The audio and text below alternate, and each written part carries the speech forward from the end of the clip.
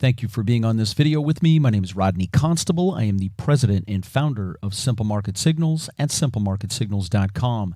Simple Market Signals helps you minimize your losses and keep more of your profits through our proprietary market signals that are emailed to you every weekend in our weekly stock market-based newsletter, all for less than $20 per month. Today we will be doing technical analysis for Thursday, April 2nd, 2020. And for this analysis, we will be using stockcharts.com. That is the charting service that I use and pay for, and I will leave a link to their site in the description box below this video. We finished up 2.28% today on the S&P 500 and closed at 2526.90. What we're looking at here is a 2-month chart where each candlestick represents 1 day of trading in the S&P 500. The reason I wanted to use this 2-month chart was to just really focus on what has happened to us over the last 6 weeks in particular. And going back to February 19th right here, that is the highest close in the market ever so far. We closed on February 19th at 3386.15. And then the lowest point we have hit in this bear market so far is on March 23rd, where we hit 2191.86 intraday. So again, that's 2191.86. That was our intraday low there. And today, of course, we closed at 2526.90.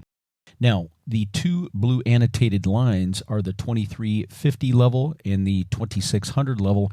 And those have been pretty important support and resistance levels in the near term, and as well as going back over the last couple of years. And I'll show you that on the longer term chart where it will make more sense. For the last couple of days, as we can see here, we're kind of trading in the middle of this range between the 2350 support level on the low end and the 2600 overhead resistance level on the high end. We'll have to see how long this sideways pattern lasts, but if we continue to trade sideways and kind of trade in between this range, that actually could be good for the markets going forward. And if we roll over and go beneath this 2350 level, that would not be good. The longer we can stay above this 2350 support level, the better off that will be for price action, but there's still a lot going against us here, guys, in this bear market. And make no mistake about it, we are in a bear market. Bear market, of course, is when you're down 20% or more from your previous all-time high. And at this point, we are down 25. Even where we closed today, we're down 25.38% below the all-time closing high, which, believe it or not, it seems like it was a long time ago, but it was only 6 weeks ago that we made that all-time closing high. And by the way, this drop here was the fastest correction in history that turned into the fastest bear market in history. So this was a very, very rapid sell-off that we've experienced, and we're still in that bear market. And keep in mind that the average bear market lasts about 10 months. The two shortest bear markets that I'm aware of were a 3-month and a 6-month bear market. So the average being about 10 months. And so the likelihood that this is going to be over anytime soon with everything that's going against us, and we'll talk a little bit more about that later on in the video, but the likelihood that this is going to end in the next couple of weeks, I think, is very, very minimal at best. Now, let's zoom in and kind of take a look on a shorter term chart at the last few trading days, kind of focusing in on these last 10 days or so. So what we're looking at here is a 10-day, 15-minute chart where each candlestick represents 15 minutes of trading on the S&P 500. And of course, right here is today's price action. The reason I wanted to show you this chart was to show you that when we were poking our head above this 2600 level, the highest we got to was about 2640, and we just barely kissed that area and then got rejected.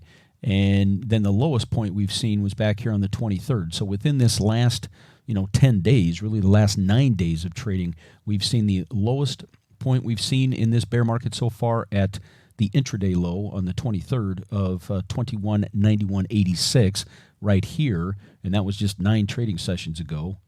And then the highest point we've seen since then is where intraday on the 31st, we kissed the 2640 area, as you can see right here, where I've put that blue line just to kind of let us know where we were at. And so, if we can continue to kind of trade sideways here, especially if we can stay between the 2350 level about right here and this 2600 level, if we can continue to trade sideways for a while, that could be some pretty positive price action, but again, we'll just have to wait and see. Now let's zoom in and take a look at today's price action, and what we can see here is we opened up about where we closed yesterday. The dotted blue line is where the market closed yesterday, so of course anything above that is positive, anything below that means we were negative at that point during the day. And as you can see here, we opened about where we closed yesterday, had a few minutes of a rally, went negative about 9:40, until about 9:45, which is where we bottomed for the day, and then climbed out of that. And we peaked shortly after 10:30 and started to sell off, and then actually went negative for just a couple of minutes shortly after 2:15 in the afternoon, and then rallied into the close. And as you can see here, we closed towards the highs of the session, not at the exact high, but really towards the highs of the session. Again, finishing up 2.28% today on the S&P 500. Now, when we pull back and look at a longer-term chart, and what we're looking at here is a 7-year chart of the S&P 500, where each candlestick represents 1 week of trading. And then, of course, over here where you see my cursor is this week's trading so far. And you can see we're down a little over at 0.5% for the week, down 0.57%, so just a little over 0.5% negative for the week. And you can see the two blue annotated lines, the 2350 support level and the 2600 overhead resistance level. And on the weekly candles, you can see that we have not been able to close above that 2600 level so far. So again, we'll just have to wait and see. As long as we stay above 2350, we're probably in pretty good shape. But again, if we break below this 2350 support level, and I'll come back to that here in just a second, but if we break below this 2350 support level, we will more than likely find ourselves somewhere down in here, which is a pretty thick trading range from 1900 on the low end to about 2100 on the high end. Okay, with this blue line in the middle is the 2000 level. This 2000 level points out the middle of this range that we traded in from about mid-2014 until mid-2016. So we had 2 years of trading between about 1900 on the low end and 2100 on the high end. So that is a really, really thick area of support. And again, if we roll over and if the 2350 level does not hold, then I think it would be reasonable to expect ourselves to come down to somewhere in this range. Now, this 2350 level, again, is a really important support level, and it's the most important near-term support level that we have. You can see this 2350 level is what we kissed during the downturn in Q4 of 2018. We quickly bounced off of that and regained our footing and went on to the last leg of the bull market before we peaked back on February 19th.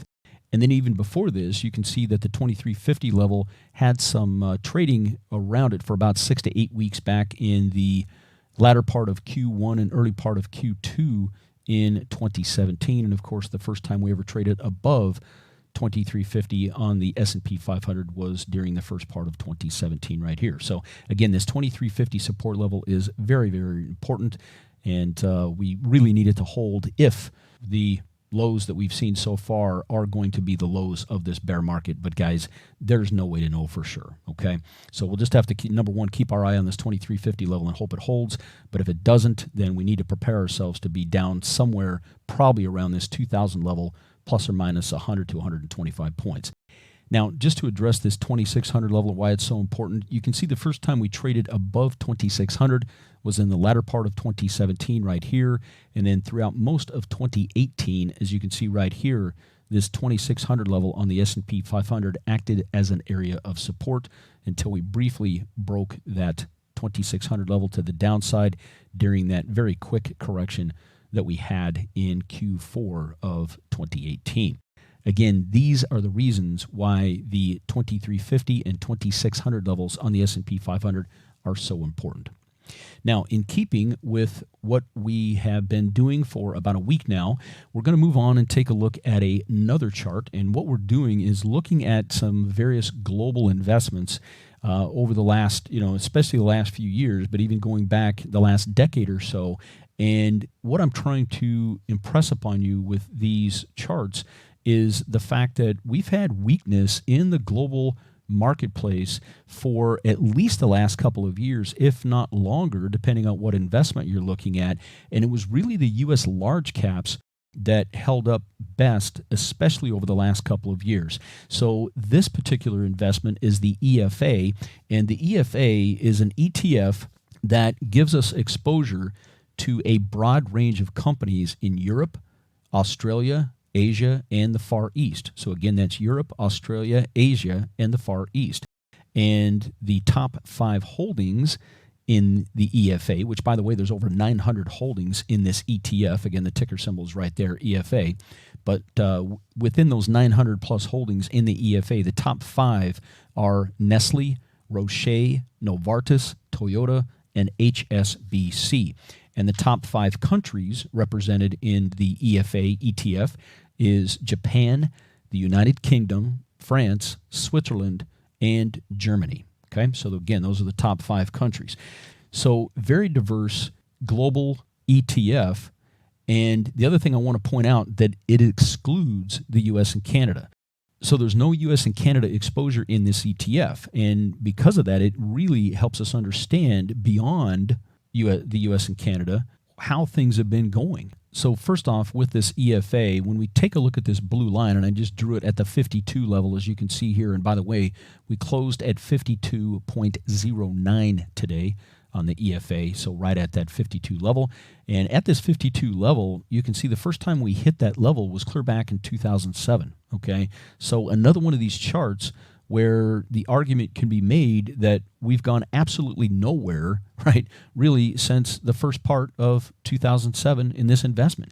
So chart after chart after chart, what we're seeing here is that there's been weakness in a lot of cases since 2007 in a lot of areas around the world, okay? And even more recently, what we can see is the EFA started to sell off at the end of 2019. And by the way, these are monthly candles, okay? And this chart goes clear back to 2001, the inception of this product. So I apologize that I didn't point that out earlier, but this again is a chart that goes back to 01, and these are monthly candles. So each candlestick represents 1 month of trading in the EFA. And again, what we can see here is for the last 3 months, this thing has been selling off. It started to sell off a couple of months before the U.S. market peaked, all right? And then again, we can see that we kind of did a double top here, right, at the end of 2017, beginning of 2018, right here, and then at the end of 2019. So we kind of have a double top going on here, all right? We've had weakness for 3 straight months in a row. We had weakness in this thing 2 months before the U.S. stock market peaked. And so again, so many people in the comments on my videos, or people are sending me emails and talking about how strong the global economy has been and the stock markets have been around the world. And I'm a very fact-based guy, and I want to know the facts. I don't, sometimes I may not like the answer, but I want to know the facts, okay? Because unless we know the facts, we can't really deal with things. And when we look at some of these investments, again, at this point where we're trading around this 52 level, we've basically gone sideways with some volatility, of course, since 2007. We peaked and did a double top from end of 17, beginning of 18 until, recently. So, we've made no money. We're going backwards for the last 3 months, peaked way before the U.S. markets did. So again, excluding the U.S. and Canada, you can see that there's been a lot of weakness. And again, we've looked at the EEM, we've looked at the FXI the last few days, we've looked at the Russell 2000, we've looked at the MSCI World ex-US Index. And every single one of these things, we were seeing weakness before the peak in the U.S. stock market. And I'm going to continue to use these charts to kind of show you this, but I just want you to understand we had weakness going into this now bear market in many, many areas around the globe before the U.S. stock market really started to roll over, especially the large caps like the Dow and the S&P 500, okay? So make no mistake about it, we're in a bear market. The oldest bull market in history is over. The bull market that we had from March 9th of 09 until the peak February 19th of 2020, that was the longest bull market in history. So guys, we just need to understand that it was a great run, but it's over, and we are now in a bear market. Bear market lasts about 10 months on average. Some are much longer, some are shorter, but on average about 10 months. And we've only been at this about 6 weeks so far. So as painful as it is, we have to keep our fingers crossed that maybe, it won't get too much worse for us, but we have to prepare ourselves for the fact that it could, because keep in mind, the current market challenges include the coronavirus and all the uncertainty around how long this could go, the severity of it, how many people around the globe are going to die because of this. And then, as far as the stock markets around the world, what's that going to do to earnings? With companies shut down all over the globe to try to, as they say, flatten the curve of the virus, that's going to have a major, major hit to earnings on companies around the globe. And then, what about defaults and debt downgrades and bankruptcies? And this stuff is real, guys, and millions of people are losing their jobs. And then on top of the coronavirus, we've got problems in the global oil markets. And if you haven't paid attention to that, I'm telling you, that's a big problem in and of itself. And then we've got the global bond markets, which to me is the biggest long-term problem we're going to have to deal with. They're a mess. That's why the U.S. government had to step in a couple of weeks ago and throw trillions at the situation, at the U.S. treasuries, to keep the treasuries from seizing up. That's not normal. That's not good. And then, again, we've got the oldest bull market in history that is now over. So I just want you to understand, I'm not bearish. That's not the point. I'm trying to be fact-based. And as you can see by looking at a lot of these charts, okay, this one today being the EFA, this isn't a really bullish looking chart, okay? It looks nothing like this, right? This is the long-term chart. This is a 7-year chart in the S&P 500. That's a pretty good looking chart. This is not a good looking chart, okay? So it shows that there's a lot of weakness in the stocks. Now, I'm not making any kind of statement on anybody's economy around the world. I don't look at we don't invest in economies. We invest in stocks, publicly traded companies throughout the world, okay? So just understand, I'm not making any economic statements about anybody's economy. I'm talking about these underlying investments and the publicly traded companies that you and I as investors and traders have access to. That's what I'm focusing on, and you can see that this isn't really super positive. Now, don't forget, before we leave here, okay, and I'm going to tee up a little bit more information for you, but don't forget that Simple Market Signals, guys, my risk-based model that I created for myself that took me over 20 years to develop, that I'm now sharing with you for less than $20 a month. But Simple Market Signals helps you understand the current level of risk in the stock market, all right? Technical analysis, as much as I love it, it shows you price levels. It does not. Technical analysis cannot tell you the risk level in the market. And that's where Simple Market Signals comes in. So I encourage you to take a serious look at Simple Market Signals, because Simple Market Signals can help you make better investment decisions in both up and down markets. And with that said, I'm going to tee up a little bit more information for you on Simple Market Signals. If you would like to learn more about Simple Market Signals, I have the following videos on my YouTube channel. I will also leave a link to these videos in the description box below this video. First off is the longest video. It's about an hour long, and it's the Successful Investor webinar. It's the entire story of Simple Market Signals, including my background and why I feel that most people are going to need Simple Market Signals going forward. There's a tremendous amount of market education in this webinar. So I would encourage all of you to go out and watch this, because it is extremely educational, and if nothing else, it'll be very thought-provoking when you watch this webinar. So I would encourage you to do that.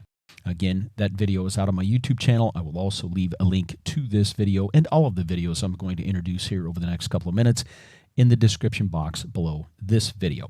Now, if you want something a little shorter, about half an hour long, introducing Simple Market Signals, it has a lot of the same information as the webinar, if you will, but I cut it down to make it fit into a smaller time frame. So it still gives you a ton of information. It's just not as inclusive. So if you're not interested in investing the whole hour, which I would encourage you to do so, but if you want something a little shorter but still very informative, introducing Simple Market Signals would be the video you would want to watch there.